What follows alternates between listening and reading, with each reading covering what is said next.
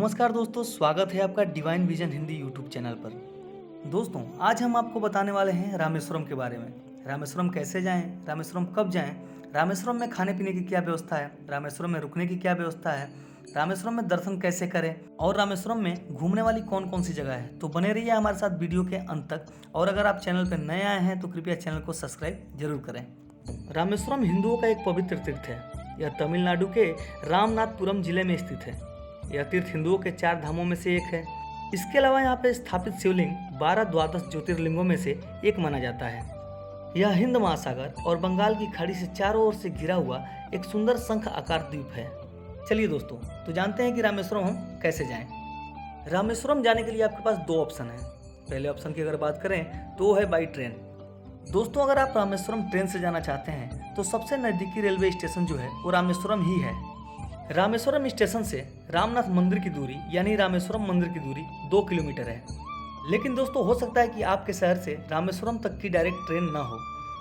दोस्तों, अगर आपको रामेश्वरम तक का टिकट डायरेक्ट नहीं मिल रहा है यानी कोई डायरेक्ट ट्रेन नहीं है तो आप मदुरई जंक्शन का टिकट ले लें।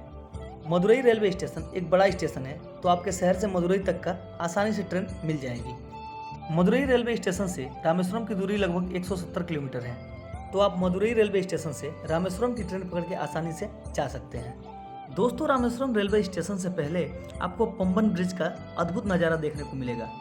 दोस्तों, आपको बता दें कि पंबन ब्रिज पूरा समुद्र पे ही बनाया गया है। इस ब्रिज पे ट्रेन जब चलती है तो लगता है मानो समुद्र पे ही ट्रेन चल रही हो। इस पुल से आप समुद्र की ऊंची ऊंची उठती हुई लहरों को देख सकते हैं। दोस्तों, वीडियो के डिस्क्रिप्शन में मैंने पंबन ब्रिज का लिंक डाल दिया है, आप वहाँ पे जाके उसे जरूर देखें, आपको अच्छा लगेगा। चलिए दोस्तों, दूसरे ऑप्शन की बात करते हैं तो है फ्लाइट। रामेश्वरम का सबसे नज़दीकी एयरपोर्ट मदुरई एयरपोर्ट है। जैसा कि मैंने बताया, मदुरई से रामेश्वरम की दूरी 170 किलोमीटर है, तो आप बस, ट्रेन या टैक्सी लेके आसानी से रामेश्वरम पहुंच सकते हैं। चलिए दोस्तों, अब हम बताते हैं कि रामेश्वरम उतरने के बाद आपको क्या करना है। जब आप रामेश्वरम रेलवे स्टेशन से बाहर आएंगे तो रेलवे परिसर में ही आपको तमाम ऑटो रिक्शा खड़ी देखने को मिलेंगी। लेकिन दोस्तों, आपको ध्यान रहे कि रेलवे परिसर से आपको ऑटो रिक्शा नहीं पकड़नी है। आप रेलवे स्टेशन के एकदम बाहर जाइए, रेलवे जो गेट है वहाँ पे जाके आपको बाहर से ही रिक्शा पकड़नी है। जैसा कि मैंने बताया था, रामेश्वरम स्टेशन से रामेश्वरम मंदिर की दूरी 2 किलोमीटर ही है। उस 2 किलोमीटर का चार्ज वो लोग 100 रुपये से 150 रुपये तक करते हैं, जबकि रामेश्वरम रेलवे स्टेशन से रामेश्वरम मंदिर का किराया मात्र 20 रुपया ही है। तो आप 100 रुपया 150 रुपया क्यों देने जाएंगे। आप अगर चाहें तो ओम नमः शिवाय का जाप करते हुए पैदल भी रामेश्वरम मंदिर तक जा सकते हैं। दोस्तों, अगर सफ़र से अपने आप को आप थका हुआ महसूस करते हैं और दर्शन करने की योजना अगले दिन बना रहे हैं तो स्टेशन के पास में ही बहुत सारे होटल आपको देखने को मिल जाएंगे। तो आप स्टेशन के पास ही होटल्स में स्टे कर सकते हैं, नहीं तो आप मंदिर के पास जाकर होटल्स में स्टे ले सकते हैं। चलिए दोस्तों, अब हम रामेश्वरम मंदिर के गेट पे पहुंच चुके हैं। अब सबसे बड़ा प्रश्न ये है कि हम ठहरे कहाँ। दोस्तों, ठहरने के लिए आपको किसी भी प्रकार की चिंता करने की कोई ज़रूरत नहीं है, क्योंकि मंदिर के पास से ही ढेर सारे आपको होटल देखने को मिल जाएंगे, जिनका कॉस्ट 500 से लेके 2000 तक पड़ता है। तो आप अपने बजट के अनुसार वहाँ पे होटल लेके रह सकते हैं। तो दोस्तों, आप एक होटल लें, होटल में अपना सामान रखें, फ्रेश हों, उसके बाद खाना खाने के लिए बाहर आ जाएँ। आपको खाना खाने के लिए भी बहुत दूर नहीं जाना पड़ेगा, क्योंकि मंदिर के आसपास ही बहुत प्रकार के रेस्टोरेंट उपलब्ध हैं। यहाँ पर आपको नॉर्थ इंडियन, साउथ इंडियन हर प्रकार का खाना मिल जाएगा। दोस्तों, अगर खाने की कॉस्ट की बात करें तो एक थाली का 80 रुपये से 100 रुपये आपको देना पड़ेगा। नॉर्थ इंडियन बोले सारा मिलता है, पनीर बटर मसाला, दाल मखनी, रोटी चावल, अचार, तंदूरी रोटी, बटर नान, प्लेन नान, लच्छा पराठा, आलू पराठा, ऐसा सब रहता है। चलिए दोस्तों, अब हम जानते हैं कि देवों के देव महादेव के दर्शन हमको कैसे करने हैं। दोस्तों, रामेश्वरम मंदिर में चारों दिशाओं का 4 मुख्य द्वार हैं। सबसे पहले आपको रामेश्वरम मंदिर के दक्षिण द्वार पे जाना होगा। वहाँ पे समुद्र स्थित है, उस समुद्र में आपको स्नान करना होता है।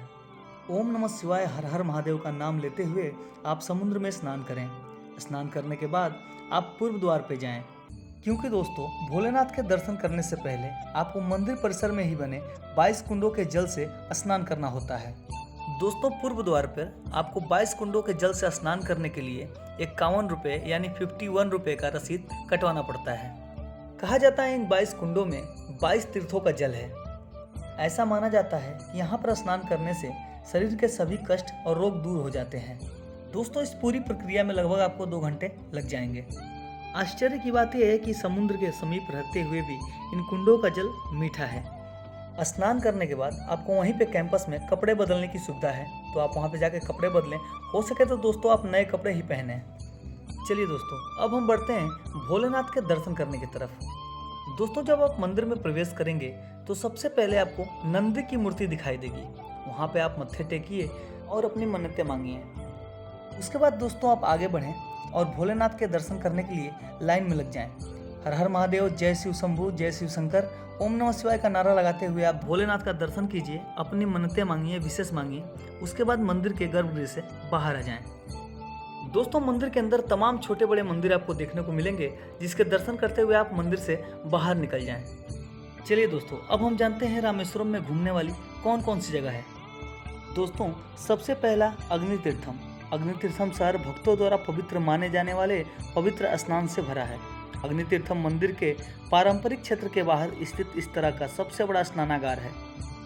उसके बाद धनुषकोडी मंदिर, वास्तुकला के सबसे अच्छी तरह से संरक्षित प्राचीन टुकड़ों में से एक और कई लोगों के लिए पूजा की जगह।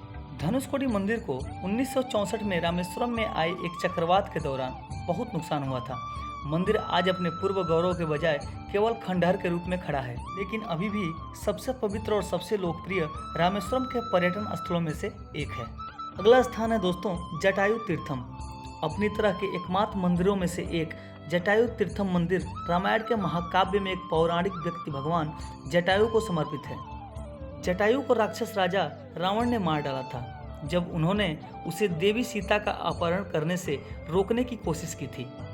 मंदिर उनकी बहादुरी और भगवान राम के प्रति उनकी भक्ति को समर्पित है। जटायु तीर्थम मुख्य शहर से 6 किलोमीटर की दूरी पर है।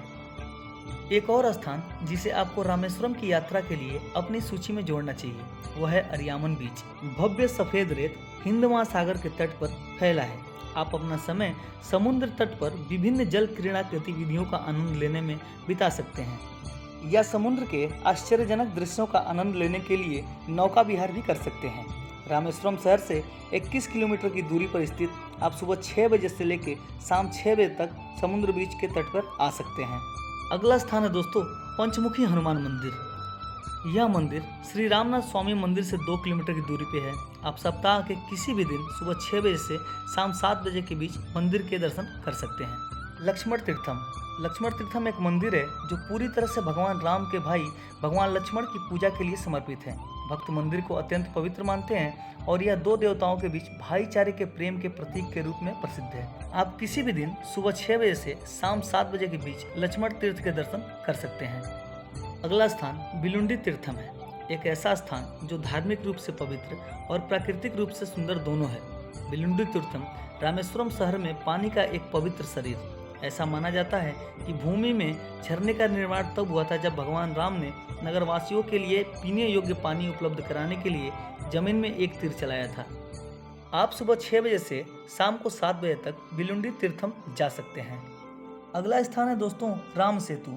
राम सेतु के दर्शन करने के लिए आपको धनुषकोडी के लिए बस पकड़ना पड़ेगा, जो कि रामेश्वरम से 22 किलोमीटर की दूरी पे है।